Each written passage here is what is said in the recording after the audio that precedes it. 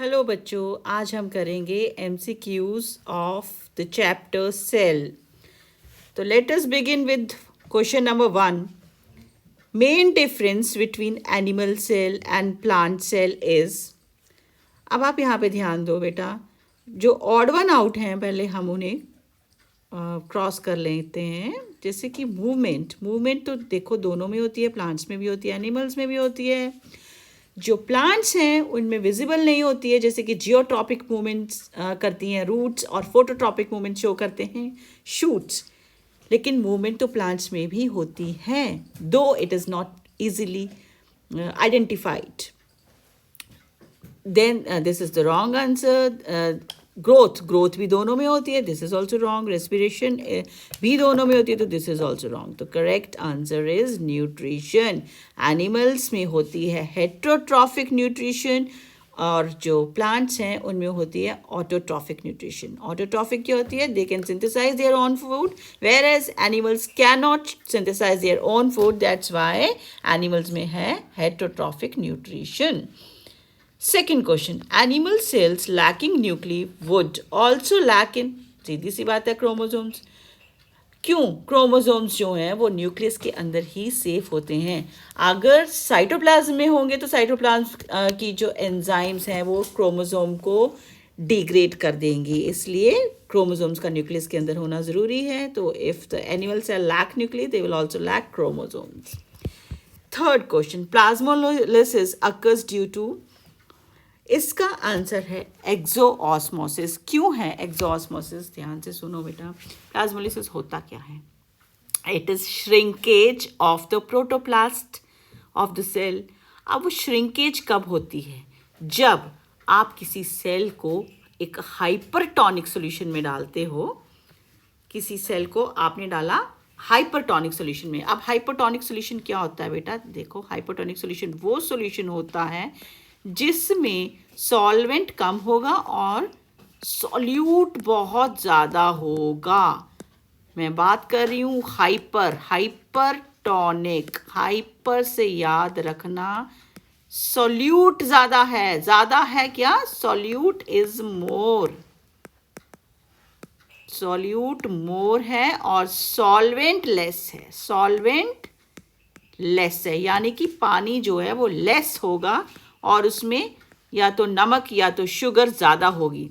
ठीक है, तो अगर सॉल्यूट ज़्यादा है तो वो हाइपोटोनिक सॉल्यूशन है। अब अगर आपने उस ऐसे रीजन में किसी सेल को डाला, किसी भी सेल को आपने प्लेस किया, तो इस सेल का जो सैप है वो बाहर आ जाएगा, उसकी एक्सोऑस्मोसिस हो जाएगी। क्या हो जाएगी? एक्सोऑस्मोसिस हो जाएगी। तो प्लाज्मोलिसिस किस वजह से होता है? प्लाज्मोलिसिस होता है एक्सोऑस्मोसिस की वजह से, और वो तब होता है जब आप किसी सेल को हाइपरटोनिक सॉल्यूशन में प्लेस करोगे, राइट? तो what is the correct answer of this question? Plasmolysis occurs due to exoosmosis. Now next is question number 4. Question number 4, solute concentration is higher in the external solution. अभी मैंने बताया solute concentration higher कब होती है? Hyper में। Hyper याद रखना ज़्यादा, और हाइपो मतलब लेस। जिसमें solute concentration लेस वो हाइपोटोनिक, और जिसमें solute concentration more that is hypertonic. Next is A cell placed in hypotonic solution will, अभी आपको बताया हाइपोटोनिक का क्या मतलब है बेटा, फिर से देखो करके देख लेते हैं। हाइपोटोनिक वो होगा जिसमें, जो पहले मैंने बताया था उसके बिल्कुल उल्टा, हाइपो यानी कि लेस सॉल्यूट। तो यानी कि क्या ज़्यादा होगा? सॉल्वेंट यानी कि लिक्विड जो है, पानी जो है वो ज़्यादा होगा, सॉल्वेंट मोर होगा ऐसे में, हाइपोटोनिक में। तो ऐसी सिचुएशन में जब आप किसी सेल को प्लेस करते हो तो क्या होगा? किसी भी सेल को आप प्लेस करोगे हाइपोटोनिक सॉल्यूशन में, तो जो लिक्विड है उस सेल का जो सॉल्वेंट है वो अंदर मूव करेगा, सेल के इनसाइड मूव करेगा। यानी कि क्या होगा? हाइपो में एंडोऑस्मोसिस होगी, एंडोऑस्मोसिस होगी तो सेल क्या कर जाएगा, cell will swell up, cell will swell up, cell जो है स्वेल हो जाएगा, राइट। उस जो एक्सोऑस्मोसिस के कारण श्रिंक हो रहा था और एंडोऑस्मोसिस के कारण क्या हो रहा है, cell is swelling up, right. तो आपको ये समझ में आ गया होगा। तो answer of the fifth question is when a cell is placed in hypotonic the cell will swell up. Next question number 6, which of the following is known as physical basis of life? The answer is protoplasm. क्यों protoplasm? Because जितनी भी cellular activities हैं, respiration हो गया, photosynthesis हो गया, वो होता किस में है, in the protoplasm of the cell, इसीलिए it is the physical basis of life. Next question number 7, which one of the following is incorrect pair? अभी देखते हैं बेटा, देखो क्लोरोप्लास्ट क्या है, किचन ऑफ द सेल, ये राइट है, तो ये इनकरेक्ट नहीं हो सकता। Mitochondria power house of the cell, ये भी आपको बिल्कुल सही है। Nucleus is brain of the cell, ये भी सही ऑप्शन है। तो गलत ऑप्शन आपकी ये वाली, लाइजोसोम्स सिक्रीटरी ग्रैन्यूल्स। लाइजोसोम्स का फंक्शन सिक्रीटरी ग्रैन्यूल्स को सिक्रीट करना नहीं होता है, इसका फंक्शन होता है किसी भी जो वॉर्न आउट ऑर्गेनील्स हैं उनको डिस्पोज करना। ये सेल का डिस्पोजल सिस्टम होता है।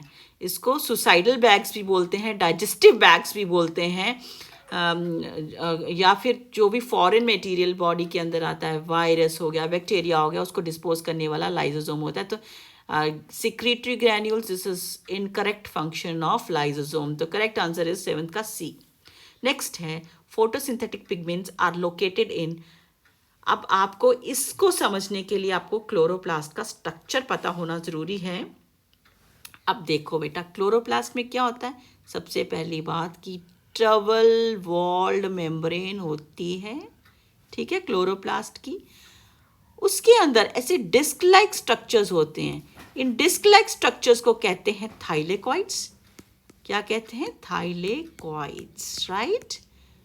और ये जो थाइलेकॉइड्स का पूरा स्टैक बना है, एक पाइल बना है, उसको कहते हैं ग्रैना। क्या कहते हैं? ग्रैना।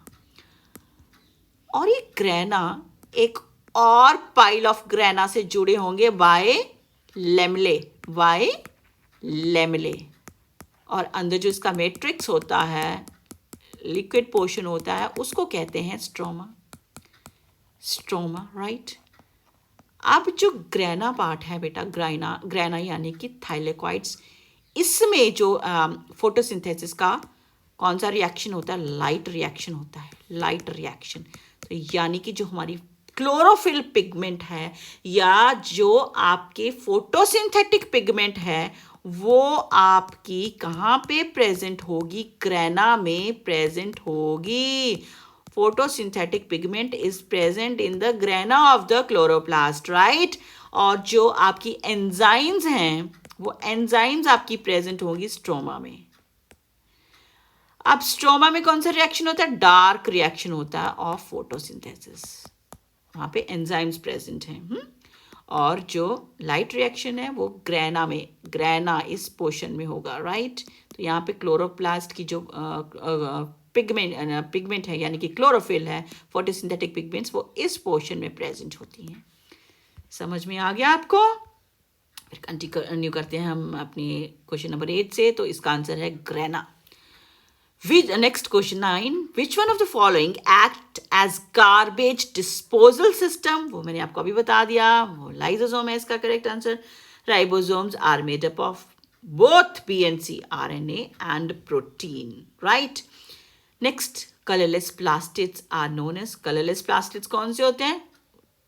सिंपल आंसर ल्यूकोप्लास्ट, क्योंकि क्रोमो तो कलर्ड होते हैं और क्लोरो ग्रीन कलर्ड होते हैं, तो कलरलेस जो है वो ल्यूकोप्लास्ट हैं, जो कि आपको मिलेंगे पोटैटो में।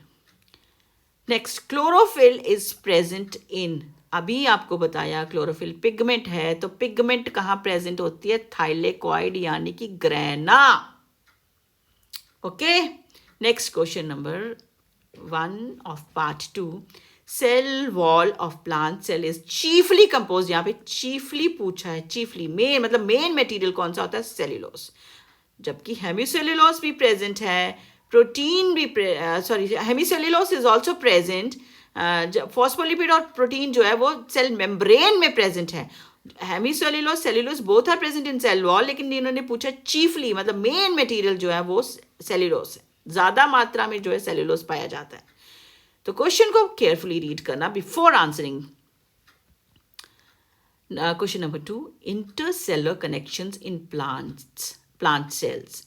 अब इंटरसेलुलर कनेक्शंस जो प्लांट सेल में होते हैं वो होते हैं प्लाज्मोडेस्माटा। एक सेल के प्रोटोप्लाज्म को दूसरे सेल के प्रोटोप्लाज्म से कनेक्ट करने वाले। यहाँ पे देखिए, ध्यान से समझिए कि एक सेल है, राइट, और ये दूसरा प्लांट सेल है। इन दोनों को कनेक्ट करने वाले ये जो इंटरसेलुलर ब्रिजेस होते हैं इसको कहते हैं प्लाज्मोडेस्माटा। प्लाज्मोडेस्माटा, ठीक है। Okay, now next question. The infoldings of mitochondria are known as cristae. ये तो बहुत सिंपल है, ठीक है। सिस्टर ने तो आपका गोल्जी अपरेटस में होता है, ग्रेना आपका है क्लोरोप्लास्ट में, मैट्रिक्स जो है वो आपका जो माइटोकॉन्ड्रिया का ही पोर्शन है, जो कि जैसे स्ट्रोमा है उसका क्लोरोप्लास्ट का, वैसे मैट्रिक्स है माइटोकॉन्ड्रिया का। जो इनफोल्डिंग्स होती हैं of the inner wall of the mitochondria, इसको कहते हैं cristae. Next is aleuroplast. Aleuroplast जो है बेटा वो प्रोटीन को स्टोर करते हैं, ठीक है। प्रोटीन को स्टोर करने वाले होते हैं aleuroplast. Okay, now next question, ये स्टार्च को स्टोर करने वाले होते हैं अमाइलोप्लास्ट। अमाइलोप्लास्ट। ऑयल को स्टोर करने वाले होते हैं अलायोप्लास्ट। तो प्रोटीन को स्टोर करने वाले हैं aleuroplast, right. Next is well defined nucleus is absent in, सीधी सी बात है, प्रोकैरियोटिक सेल। प्रोकैरियोटिक सेल कौन से होते हैं? बैक्टीरिया, बैक्टीरिया वाले, यानी कि किंगडम कौन सा? मोनेरा। मोनेरा किंगडम के बैक्टीरिया जो बैक्टीरिया की सेल्स हैं वो प्रोकैरियोटिक सेल्स हैं, और प्रोकैरियोटिक सेल्स में प्रिमिटिव टाइप का न्यूक्लियस होता है। प्रो मतलब प्रिमिटिव, कैरियोटिक मतलब न्यूक्लियस। तो प्रिमिटिव न्यूक्लियस कौन सा है? जो वेल डिफाइंड न्यूक्लियस नहीं होगा, यानी कि उसमें न्यूक्लियर मेम्ब्रेन एब्सेंट होती है। Nuclear material lies naked in the cytoplasm which is known as nucleoid, ठीक है। Next is question number 6, mitochondria are the seat of, बेटा माइटोकॉन्ड्रिया में याद रखना क्रेब्स साइकिल होती है। Next is first living cells are observed by A.V. Leeuwenhoek ने किए थे, राइट। ब्राउन ने तो न्यूक्लियस किया था, हुक ने सेल किया था, वर्चो ने सेल थ्योरी को मॉडिफाई किया था। उसने कहा था ओमिनस सेलुले सेलुले, मतलब every cell arises from pre existing cells, वो रिडोल्फ वर्च्यू ने दिया था। Next is membrane which allows passage of only solvent, only solvent, सिर्फ जो सॉल्वेंट को पास करने देती है वो होती है semi permeable membrane. Differentially permeable जो है कुछ सॉल्यूट मॉलिक्यूल्स को भी पास करने देती है, right. Next, unicellular organisms take in oxygen and pass out carbon dioxide through diffusion. Simple process, intake of oxygen and passing out of carbon dioxide takes place by simple diffusion, right. Now, root hairs absorb water from soil, बेटा ये osmosis is answer. जब पानी की बात आ रही है तो main answer आपका ऑस्मोसिस ही होता है, क्योंकि ऑस्मोसिस जो है बेटा that is the movement of the water molecules, यानी कि solvent molecules from a region of high concentration to the region of lower concentration through a semi permeable membrane. तो रूट हेयर्स में जो है वो ऑस्मोसिस से वाटर को absorb करते हैं। नेक्स्ट क्वेश्चन पार्ट 3 का फन, the undefined nuclear region of prokaryotes, अभी मैंने इसका आंसर बताया, न्यूक्लियोइड कहते हैं उसको, नेकेड डीएनए मटेरियल जो होता है which is lacking the nuclear membrane. Next question is question number 2, the only cell organelle seen in prokaryotic cells is ribosomes. बाकी माइटोकॉन्ड्रिया, प्लास्टिड और लाइसोसोम तीनों एब्सेंट होते हैं। Cell theory was given by Schleiden and Schwann, that और क्या cell theory थी कि जो भी प्लांट सेल्स हैं, एनिमल सेल्स हैं, they all are made up of cells, और उसको आगे मॉडिफाई करने वाला रुडोल्फ वर्चो था, उसने कहा था every cell arises from pre existing cells. ठीक है, तो cell theory was given by Schleiden and Schwann, right. Next, cell arises from pre existing cell, वो भी बताया मैंने, रुडोल्फ वर्चो ने दिया था answer. Kitchen of the cell is chloroplast, क्योंकि फोटोसिंथेसिस होता है क्लोरोप्लास्ट में। Next is organelle without a cell membrane is, अब जो ऑर्गेनेल जिसमें सेल मेम्ब्रेन नहीं होती है वो है राइबोसोम। न्यूक्लियस में डबल लेयर्ड मेम्ब्रेन है, माइटोकॉन्ड्रिया में डबल लेयर्ड मेम्ब्रेन है, क्लोरोप्लास्ट में भी डबल लेयर्ड मेम्ब्रेन है। तो जिसमें सेल मेम्ब्रेन नहीं है वो ऑर्गेनेल एक ही है, ribosome. Next, which one of the following are covered by single membrane, single membrane वाला है आपका वैक्यूल, क्योंकि माइटोकॉन्ड्रिया में भी बताया डबल है, न्यूक्लियस में डबल है, प्लास्टिड में भी डबल है। Next, lipid molecules in the cell are synthesised by, lipid molecules बेटा याद रखना स्मूथ एंडोप्लाज्मिक रेटिकुलम करता है सिंथेसाइज, क्योंकि रफ जो है वो करता है प्रोटीन को सिंथेसाइज। गोल्जी एपरेटस में प्रोटीन्स और जो लिपिड्स हैं वो मॉडिफाई होती हैं और फिर गोल्जी एपरेटस वो भेजता है in the secretory vesicles to either to lysosomes और द सेल मेम्ब्रेन। प्लास्टिड्स तो आपको पता है 3 टाइप के होते हैं, ल्यूकोप्लास्ट, क्रोमोप्लास्ट और क्लोरोप्लास्ट, राइट। फिर question number 9, the proteins and lipids synthesise essential for building the cell membrane are manufactured कहाँ होते हैं, एंडोप्लाज्मिक रेटिकुलम में। ठीक है, प्रोटीन को सिंथेसाइज करता है आरईआर, लिपिड को सिंथेसाइज करता है एसईआर। लाइसोसोम्स अराइज फ्रॉम, अभी बताया मैंने आपको, गोल्जी एपरेटस से अराइज करते हैं lysosomes. Question number 11, amoeba acquires its food through a process, food लेना, बाहर से लेना, एंडोसाइटोसिस। ठीक है, एंडोसाइटोसिस, क्योंकि बाहर का मटेरियल अंदर बॉडी के अंदर इनकॉर्पोरेट हो रहा है, अंदर आना तो एंडोसाइटोसिस होगा। ठीक है, next, which cell organelle plays a crucial role in detoxifying many poisons and drugs in a cell। बेटा ये बहुत इंपॉर्टेंट क्वेश्चन है, ये आंसर आप लर्न कर लो। SCR डिटॉक्सिफिकेशन में मदद करता है, तभी ये लीवर में काफ़ी ज़्यादा मात्रा में पाया जाता है SCR, स्मूथ एंडोप्लाज्मिक रेटिकुलम, क्योंकि लीवर का काम है डिटॉक्सिफिकेशन ऑफ मैनी पॉइजन्स। ठीक है, next question number 13, chromosomes are made up of both DNA and protein, कौन सी होती है, हिस्टोन प्रोटीन्स होती हैं इसमें। नेक्स्ट क्वेश्चन नंबर 14 है, question number 14, organelle other than nucleus containing DNA is, ध्यान से पढ़ो, न्यूक्लियस के अलावा कोई और ऑर्गेनेल कौन सा होता है जिसमें डीएनए होता है। सिंपल सा आंसर है, सिंपल, सीधा और स्पष्ट आंसर क्या है, माइटोकॉन्ड्रिया, राइट। फाइंड, क्योंकि ये दोनों सेमी ऑटोनॉमस है, क्लोरोप्लास्ट भी और माइटोकॉन्ड्रिया में, क्योंकि दोनों का अपना डीएनए होता है, they can self replicate. Next, find out the false statement. अब देखते हैं इसमें फॉल्स स्टेटमेंट क्या है। Golgi apparatus is involved with the formation of lysosomes, ये तो करेक्ट है, सही है। Nucleus, mitochondria and plastid have DNA, बिल्कुल सही है, दोनों में तीनों में डीएनए होता है।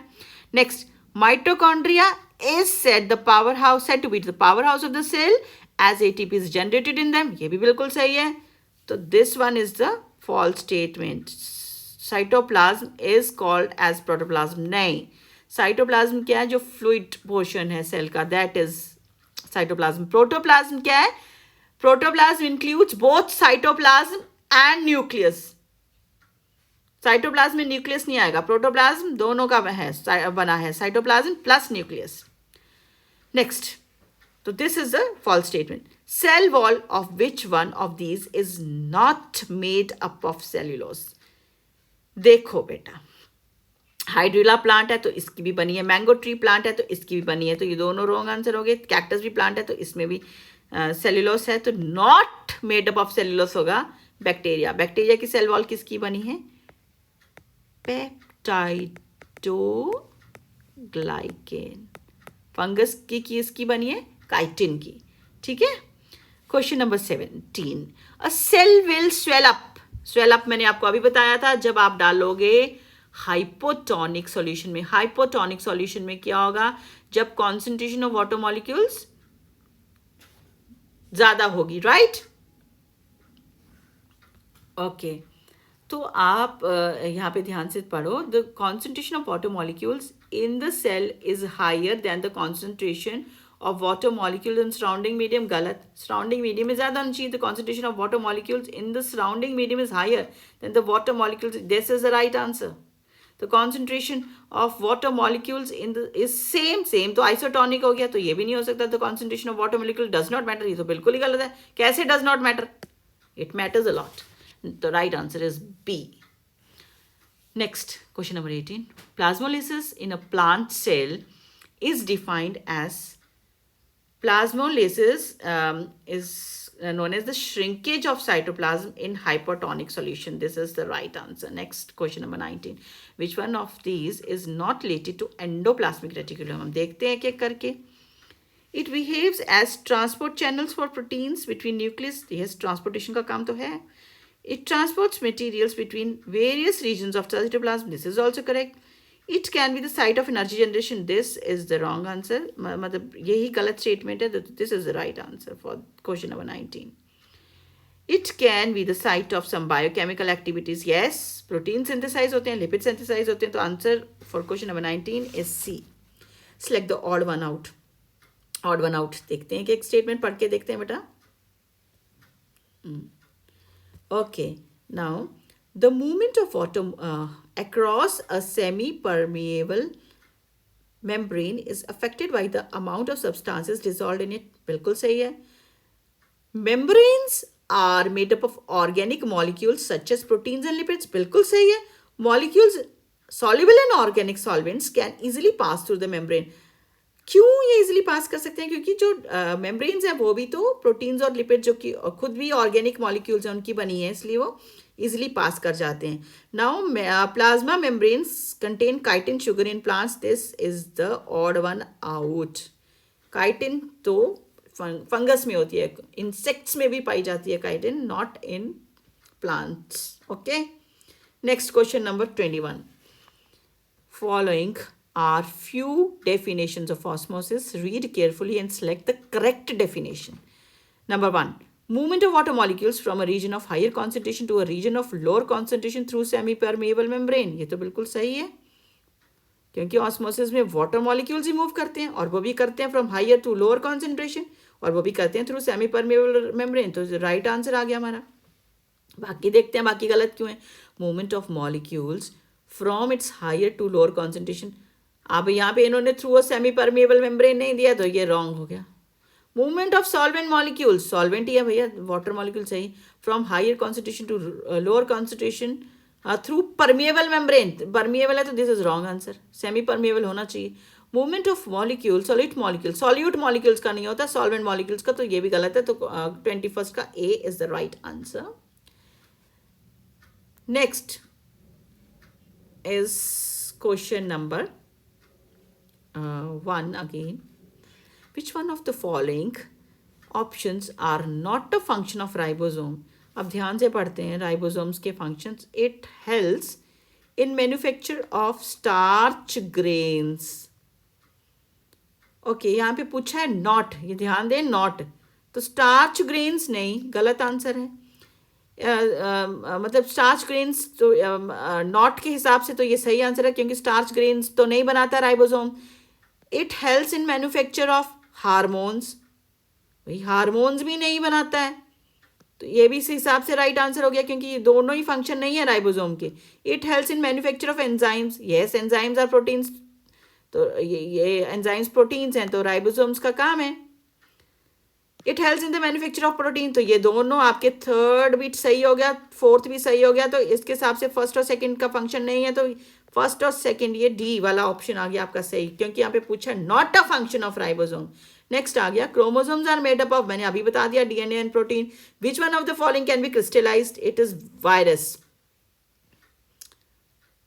Virus can not be crystallised.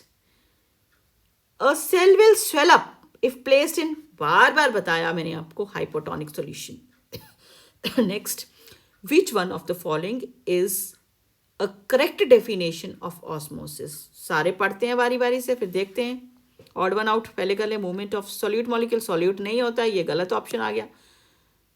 हाँ भाई, आपको यहाँ पे करेक्ट ऑप्शन ढूंढनी है। मूवमेंट ऑफ वाटर मॉलिक्यूल्स, हाँ वाटर मॉलिक्यूल्स ही मूव करते हैं। From a region of higher solute concentration, गलत है भाई, सॉल्यूट नहीं, higher solvent concentration to a lower, तो ये भी गलत आ गया। Next, movement of solvent molecules, हाँ सॉल्वेंट ही मूव करते हैं।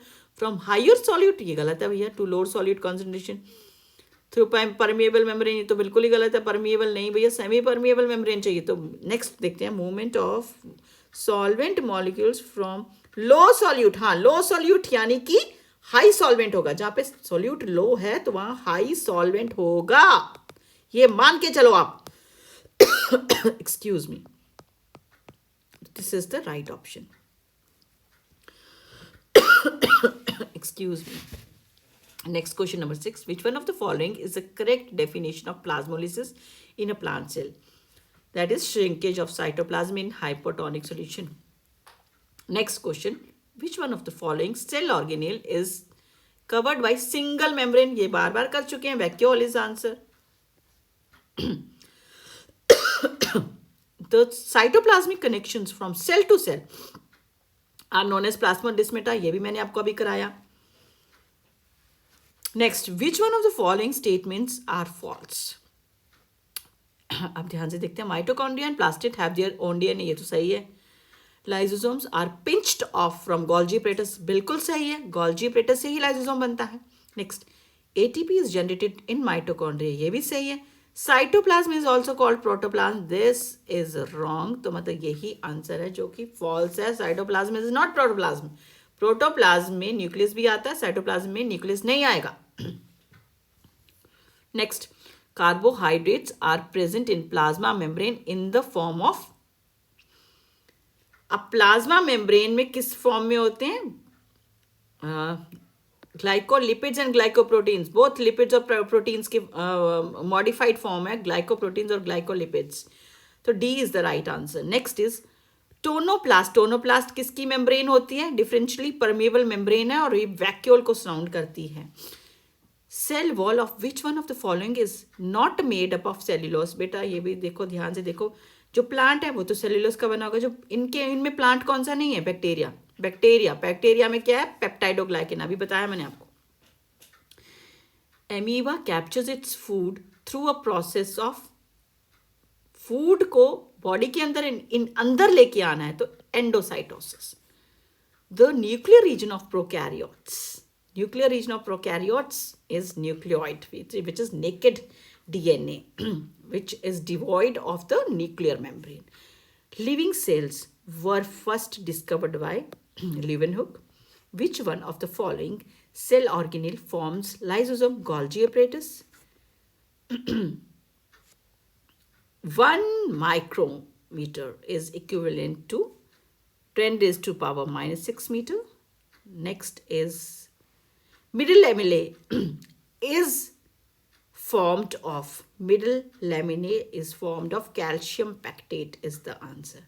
Identify a non-membranous organelle, बेटा वो तो बता दिया मैंने, non-membranous मतलब यानी कि जिसमें मेम्ब्रेन नहीं है, राइबोसोम होता है। Which one of the following cell organelles are seen in prokaryotic cell? Prokaryotic cell are seen, बेटा देखो, माइटोकॉन्ड्रिया नहीं होता है, प्लास्टिड नहीं होता, लाइसोसोम नहीं होता, सिर्फ राइबोसोम्स होते हैं। Contractile vacuole takes part in, ये बेटा ऑस्मो रेगुलेशन तो है इसका आंसर, एक्सक्रीशन भी है, तो बोथ बी एंड सी, ठीक है। एमीबा में होता है क्या? कॉन्ट्रैक्टाइल वैक्यूल, दोनों काम करता है, ऑस्मो रेगुलेशन का भी और एक्सक्रीशन का भी। Next is organelle other than nucleus containing DNA is chloroplast is the answer, ये तो बार बार कर चुके हैं हम। Who gave the statement that cells arise from pre-existing cells? This is Virchow। तो ये हमारा आज का सेशन एंड हो रहा है यहीं पे। होपफुली आपको सब समझ में आया होगा।